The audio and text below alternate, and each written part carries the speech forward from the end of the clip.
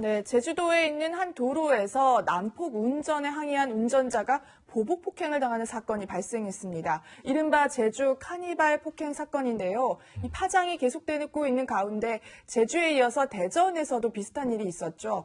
40대 운전자가 60대 노인을 무차별 폭행하는 영상이 공개됐거든요. 이것도 역시 공분을 사고 있습니다. 네, 장 교수님.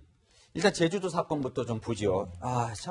좀 하루 이틀 지났는데도 계속해서 많은 사람들이 분노하고 있습니다. 네, 분노의 이유가 여러 가지가 있죠. 단순한 폭행 사건이 아니었고, 일단 칼치기라는, 그러니까 많이 이제 TV에 나왔습니다만, 일종의 난폭 운전을 하는 운전자에게 항의를 하러 갔다가 오히려 폭행을 당한 사건이었었고, 더 많은 분들이 이제 분노를 하고 있는 것은 폭행을 당하던 운전자의 옆에는 그 운전자의 아내가 있었고, 그러니까요. 아내가 그걸 보고 있었고, 네.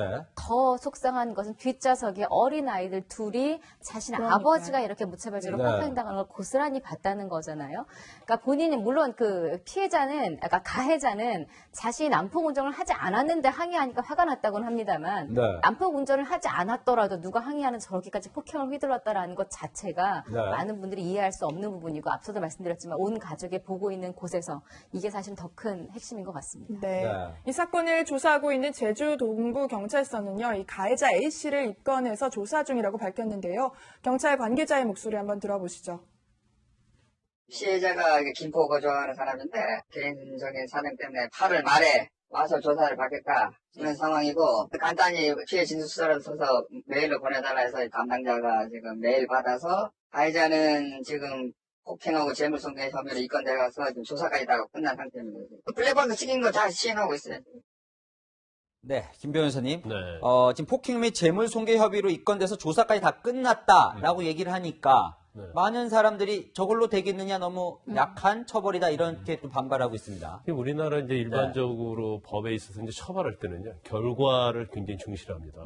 결과는 이제 폭행을 했는데 상해한 2주 정도 났던 걸로 알려져 있고, 그 다음에 물론 이제 정신과 치료를 받는데 이 부분은 뭐 상해 자체가 인과관계 있는 걸 따져봐야겠지만, 그 다음에 이제 휴대폰을, 이제 촬영한 휴대폰을 2번이나 던져서 완전히 박살을 냈어요. 그래서 통계를 했기 때문에 어떻게 보면 상해하 재물손괴가 될 수가 있어요. 그런데 일반적으로 상해나 재물손괴는 벌금형이 대부분입니다. 더군다나 상해 2주 같은 경우에는 상해 진단서 중에서 제일 가벼운 부분이거든요.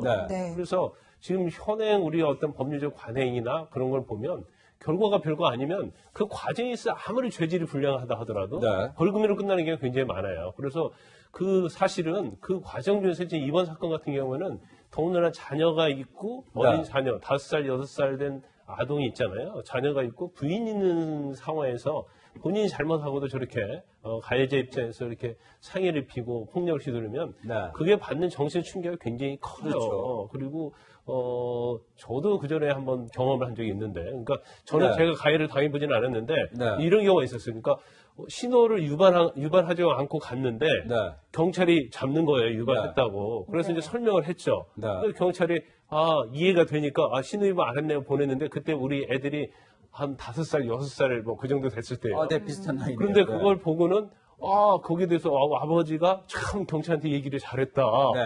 근데 이런 거 굉장히 좋은 얘기는 하지만, 근데 그 앞에서 만약에 아버지가 정말 상대방, 그것도 잘못한 사람한테 항의를 하다가 두드려 맞는 그러한 걸 보면 얼마나 트라우마가 있겠어요. 그래서 정신적 피해를 할지 상해 2주가 중요한 게 아니고 휴대폰이 부서진 게 중요한 것이 아니고 그 자체는 사실 상상할 수 없는 그런 상처를 입혔다고 보기 때문에 이런 경우에는 죄명이나 그런 게 상관없이, 결과에 상관없이 굉장히 엄벌을 해야 한다고 봅니다. 게다가 경찰도 아니고 일반인한테, 그러니까 뭐 예를 들어 경찰에게 내가 불법 행위를 했다가 뭐 적발이 돼서 이런 것도 아니잖아요. 뭔가 지금 이해가 되지 않는 상황이 우리 아버지가 그렇게 폭행을 당했다. 실제로 그 사건으로 아내는 심각한 우울증, 뭐 불안장애, 수면장애까지 다 겪고 있어서 현재 트라우마 치료까지 받고 있는 상황이고, 병원에서는 최소한 2개월 이상 치료를 받아야 된다라고 하는데 2개월 이상이라는 이게 포인트죠. 어차피 2개월 이상이라는 말이 2개월, 3개월이 아니라 평생 갈 수 있는 트라우마일 거거든요. 그리고 아이들 같은 경우에는 지금은 너무 어려서 모른다고는 합니다만 그런 게 각인이 돼요. 이것이 보통 사건은 아닌 것 같습니다.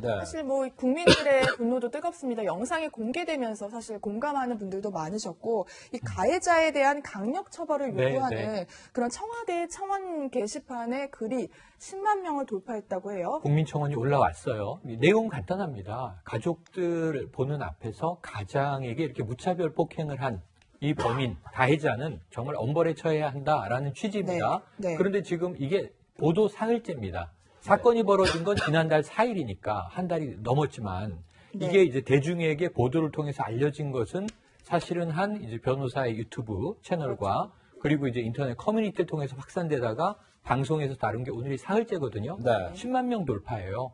우리가 알지만 한 달 동안 20만 명이 청원에 동의하면 그렇죠. 정부가 답해야 됩니다. 네. 그러니까 이런 정도라면 굉장히 지금 네. 대중들이 공분하고 있다 이렇게 볼 수 있는 부분이고요. 네. 저는 이 제주도 경찰 쪽에서도 조금 미온적이어서는 안 될 것 가볍게 같아요. 봤다, 이런 네네. 얘기들이 그러니까 있죠. 지금 이 약간 어떻게 돼 있냐면 이 피해자 가족이 경기도 도민이고 네. 김포거주자라고 해요. 네. 그리고 이제 제주도에서 조사하려고 불렀더니 이 오는 날짜가 이제 8월 후반에나 갈 수 있다 하고 네. 그리고 이제 이메일로라도 좀 내용을 알려달라고 했는데 사건 내용은 영상으로 다 인지가 됐잖아요. 네. 그렇죠. 딱 하나 빠져 있는 게 그럼 저 시비가 붙었을 때 피해자가 뭐라고 항의했느냐 이런 정도만 우리가 모르는 상황이란 말이에요. 네. 이 진술은 전화 통화로도 들을 수 있는 겁니다. 그렇다면 빠르게 대응해야 되고 지금 오히려 가해자 쪽의 입장이 나왔는데 나는 정상적으로 운전했는데 항의를 해서 이런 일이 벌어졌다. 네.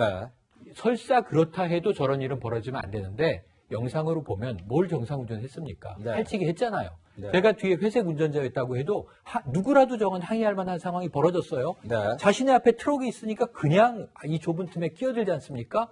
그러니까 마침 차가 정체된 김에 네. 얼마나 빨리 가겠다고 네. 저런 행위를 한 것인지 항의할 만한 항의를 했는데 거기에 생수통 날아오고 주먹 네, 네, 날아오고 네. 이건 말이 안 되는 일이다 하는 생각이 듭니다. 네, 참 제주경찰서가 다사다난한 일이 많은 것 같습니다. 예. 다음요, 장 교수님.